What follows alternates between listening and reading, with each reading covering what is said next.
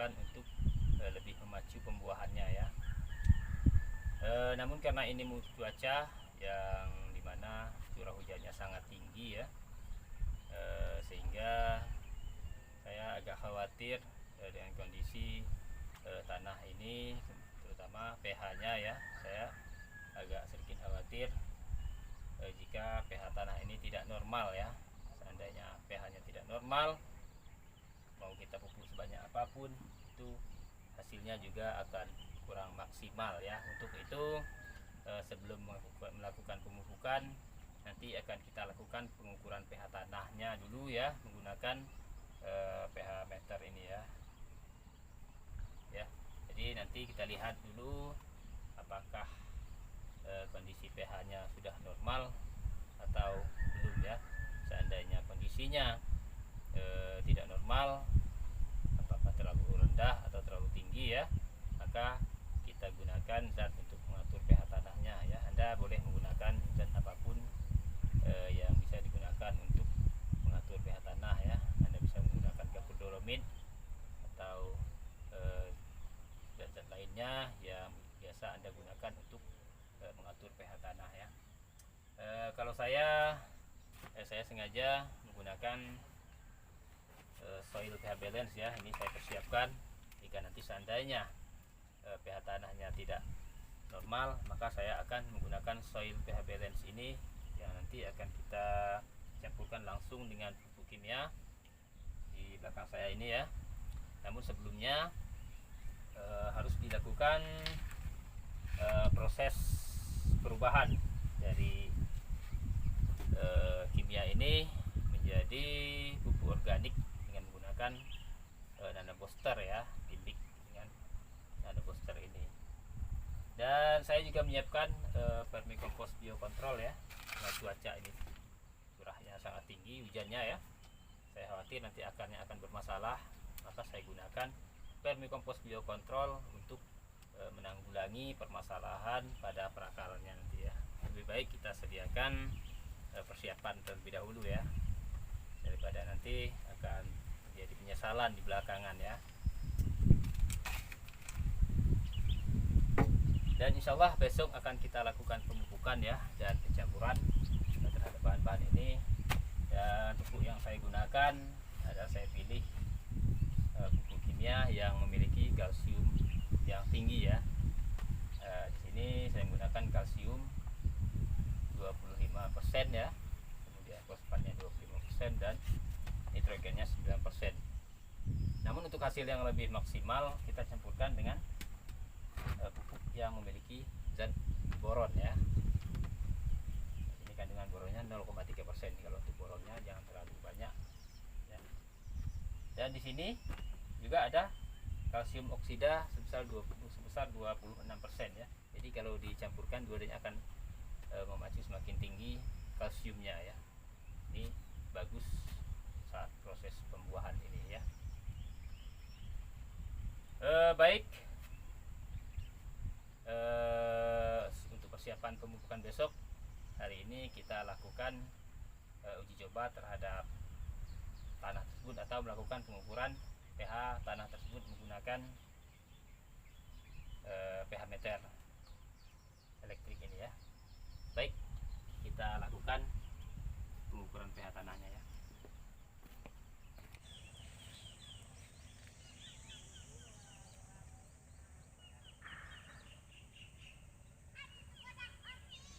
Baik sahabat tani milenial ya,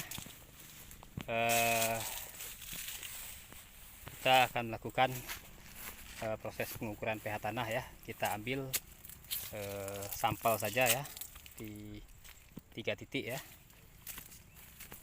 3 titik. Oh, ini ada ya, ini jambunya matang ya.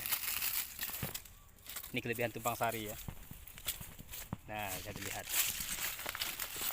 ini udah siap panen ini. Nah itu ya.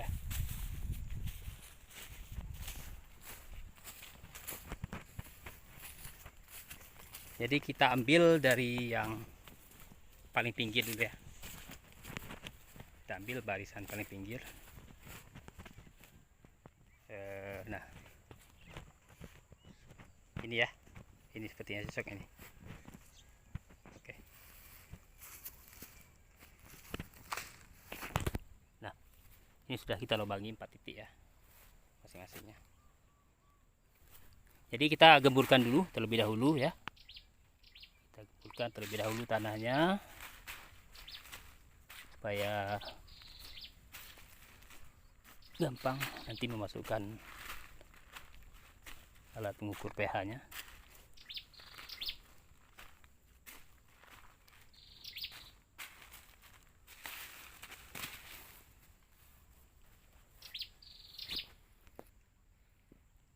Setelah digemburkan kemudian kita siram dengan sedikit air ya. Namun jangan sampai tergenang ya. Kita tunggu beberapa saat. Nah, begitu seterusnya kita buat di 3 titik. Namun ini hanya contoh saja ya. Kita melakukan uji coba di 1 titik aja.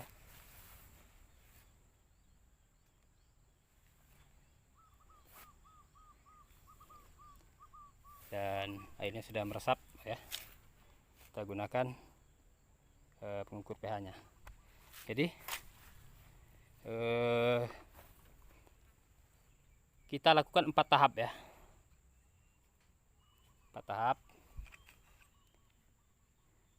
Yang pertama di kedalaman 5 cm, kemudian 10 cm, kemudian 15 cm, dan yang terakhir tahap keempat itu kita masukkan sampai ke pangkal ini ya, itu lebih kurang 20 cm ya.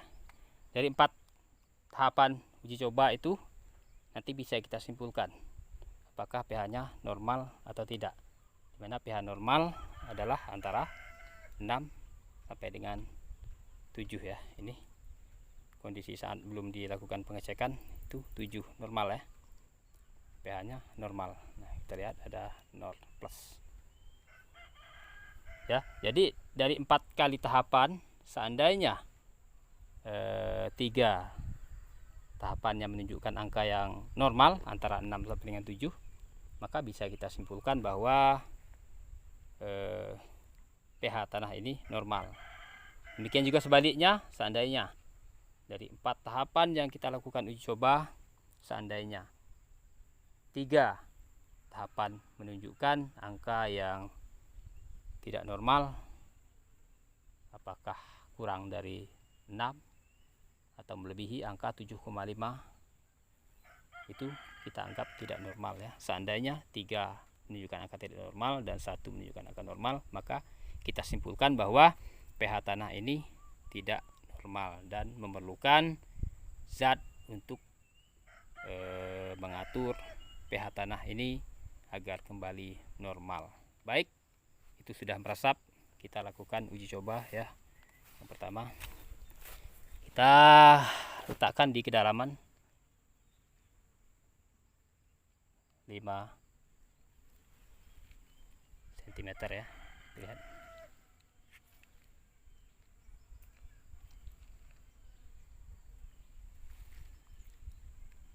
Ya, pH-nya bisa dilihat 5,4 ya. Sangat rendah sekali. Kemudian kita masukkan ke kedalaman 10 cm. 5,1 ya. Di kedalaman 15 cm 6,3 ya. Itu angka normal ya. 6,3 bisa dilihat ya. Kemudian di kedalaman 20 cm atau di kedalaman habis ya. Kita lihat berapa pH-nya. Ya, ternyata 5,2. Nah, artinya dari 3 tahapan yang sudah kita lakukan pengecekan, 3 hasilnya tidak normal dan 1 hasilnya normal. Maka kita simpulkan bahwa pH tanah ini sudah mulai bermasalah karena curah hujan yang sangat tinggi ya.